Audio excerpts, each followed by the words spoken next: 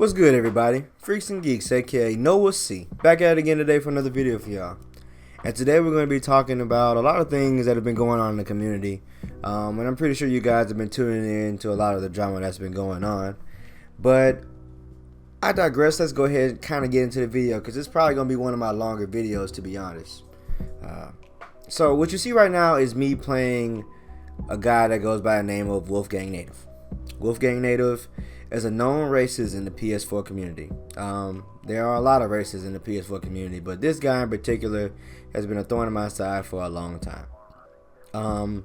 From just the first altercation that I've ever had with him, where I beat him, he's always been just toxic. He's always been someone that is just scummy in the sense that he doesn't care how he wins, he doesn't care what he does, etc., etc. He's a bad player in all the wrong ways. He's more or less someone who can never get good, and he tries to be the bigger person in situations that doesn't allow him to actually be the bigger person. He's just a facade of a man, aka a beta male.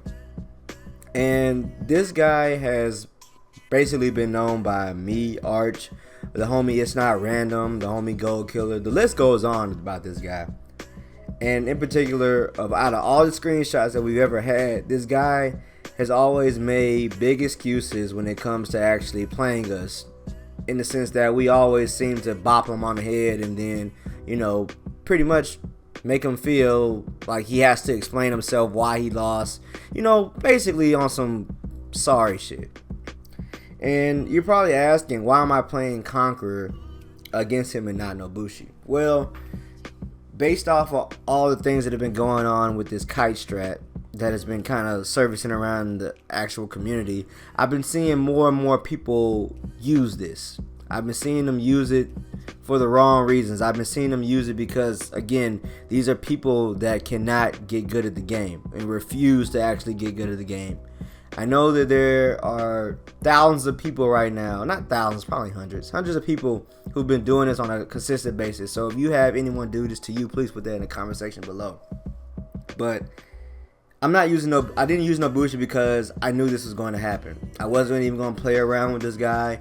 We played about 4 or 5 games, and I beat him every single time because I just want to go put it harder on myself, especially against somebody that I did not like. And this kind of segues into my other point, is that if I don't like this guy, I'm going to play this guy as scummy as possible, and vice versa, correct? So if he's using the strategy that Splice used on me, well, it's not Splice used on me, sorry everybody, Splice used on Kenzo, does that go to show that Splice had any ill intentions toward Kenzo? Personally, I do not think so. I honestly feel like from the explanations that Splice has given to every single body in this entire community about why he did the strat, so on and so forth, I think it was from a place of desperation. Reason being was that a few days before the actual fight between him and Kenzo, he was fighting people on rank, live streaming, people in the comment section telling him that, you suck, all this other extra stuff. He probably was fed up with the mere fact that he was getting bullied and getting bopped by people who were probably doing the same strat to him. Now on PC, which is where this strat came from because everything is damn near reactable, and this was created by players like Ice Skies and Praise the Sun, those kind of people who really aren't even in the community anymore, your Mambas, so on and so forth. And this was done due to the fact he was doing the strat because he wanted to prove something, and it was just a waste of time. It was pride that should have never even been put up. To me, in For Honor, there are so many things that hold people back from being good players, from frame inconsistencies to actually fighting people with actually good monitors, good internet connection. Not talking about character balancing and, so many things that characters are limited to, so on and so forth. Now, after playing competitive people for almost over a year now, I understand why people play the characters that they do. And when you have a pride that burns so hot and so intensely that it basically blinds you from the fact that, oh well, I mean, I can win, you know, as long as I just do it this way, you're going to lose every single time. The reason being why For Honor is the way it is because of the simple fact that the developers, not that they don't know that there's a proper imbalance, it's just that they don't know where the balance should be going towards. Should it go towards 1v1? Should it go towards 4v4s? So on and so forth. Now, after playing this for a year, for what it's worth, it seems like 2v2s honestly might be one of the more balanced game modes, especially competitive 2s. Because if you pick, I mean, granted there's a meta, but granted, if your teammate is good enough, you can consistently beat people. And it kind of takes away from a lot of the fluff and stuff. Like, granted, Nobushi has guarantees off of guard breaks and stuff, but I digress. So back into my whole point about the whole Spice and Kenzo thing. The point is that I feel like this tactic in particular means that you're scared. It means that you know that there's a possibility that you cannot win, and you will do this with any means necessary. Now, I'm going to use myself as an example. If you guys have not seen, when I went to defend the North and I fought Clutchmeister in one of my fights against him, I was playing Lawbringer and he was playing Highlander. Now, the kite strat against Highlander in particular worked actually pretty well. But the thing about it is that if you don't practice stuff like that, you're not going to get it good. But my point is that I was desperate. Clutch was basically beating my ass till Sunday. And because of that, I felt like I was so pressured that I had to do something that basically was just taking me out of my whole gameplay of just being this really, really good and crazy player. Now, does that make me bad for trying to do everything I want to win in a tournament that's for money? No. Because personally, like I said, Clutch did not take it easy on me by playing Berserker, who's one of the best 1v1 characters in the entire game, and I had nobody for his Berserker. So if Clutch is not going to show any mercy on me, why would I show mercy on him?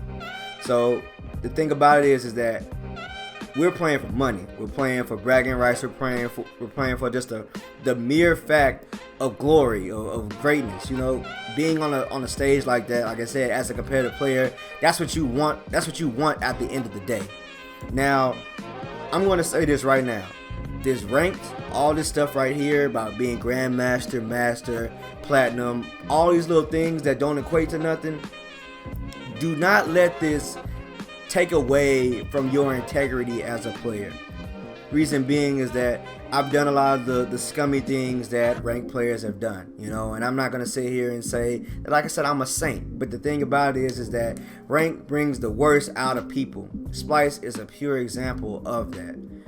Kenzo, being the kind of person that he is, more or less was just a person that, you know, he felt some kind of way. Because let's put in perspective, if I was to play Kenzo like that after everything he's done for me and stuff like that, I would look like a very ungrateful ass person, wouldn't I?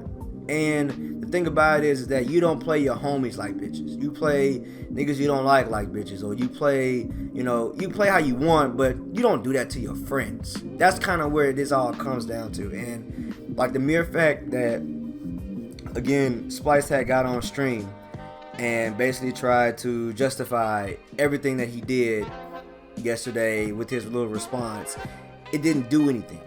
To me anyway. Like, a lot of people who are his fans, you know, they rock with him and stuff like that, and I get that. You know, this is YouTube. Like, you guys, you sub to him for a reason, you like him. And I understand that full force, but I'm gonna keep it 300 with you guys. Alright? As a man, men don't cry on stream because we're losing a friend over something you did when you didn't want to man up and be that person you needed to be. I'm fighting this guy, Wolfgang native, and you think I'm gonna show mercy to someone who wants to play me like this? No. You know, should I not give you some type of criticism and everything like that because you're playing me like one of the not saying you're a toxic player, but playing me like a scumbag? Yeah, I'm going to let you hear some words. You need to accept this criticism. You don't need to be trying to play face and don't need to be trying to act like nothing is wrong. Okay? There's a reason why there's a competitive scene of For Honor. There's a reason why there's a casual scene of For Honor. We don't really even know where this is at, to be honest, right now. If we were to even keep it a buck, like honestly, I feel like some people just need to find their own lane in this, to be honest. Because some people who get outside of their lane, again, it's going to be tough for you to try to do anything that you're not used to doing. Again, like Rave Lord Servant was a prime example of somebody who loved to do the little Warlord unlock thing whenever he got you out of stamina, when Warlord was really, really strong back in the old days. And I used to hate Rave Lord for that a lot. Like, I really did. But you can't blame Rave Lord for how the game is. He's doing everything in his possible way in order for him to stay at the top. You blame the devs. You can't really blame the player, but at the same time, you can blame the player, because if the player has any type of like morals or some type of standard, you won't play somebody like a bitch. Again, it always comes down to personality, about really what you do and how you do it. Whenever you're playing somebody and anything that you do, like, your true self always comes out. You can't hide who you really are. And that's really why I feel like I don't personally think what's happening in the Splice is nothing more than self-inflicted. I mean, again, I feel like at the same time, like, would I have done this to him as far as just really giving him some type of scrutiny or something like that? No. I mean, I just feel like as a man, you don't do these kind of things. You just don't. Like I said, I know a lot of stuff about him now that I didn't know before. And the way he was breaking down the video every single little bit, trying to explain himself, making people forget what we just talked about because of the fact that you're taking so long to explain yourself, because this is the only way you know how to defend yourself, instead of just saying, look, I messed up, you know what I'm saying, like, it is what it is. I'm not going to justify anything that I did, but you can't sit there and say that Arch, fabricated a lot of stuff, or he took a lot of stuff out of context. What you said is what you said. If I say that I like big booty women, what does that mean, y'all? I like big booty women, right? Right. But again, everybody, I'm about to run out of time. I digress. If you guys have any things you would like to say in the comments, I'm gonna read them all today, and I'm gonna answer every last one of them. But this has been Freaks and Geeks, aka NoahC, signing out to tomorrow, ladies and gentlemen. Catch you guys later. Deuces. And shout out to the big homies, Arch, Kenzo. Appreciate y'all, man, for everything y'all do. Peace.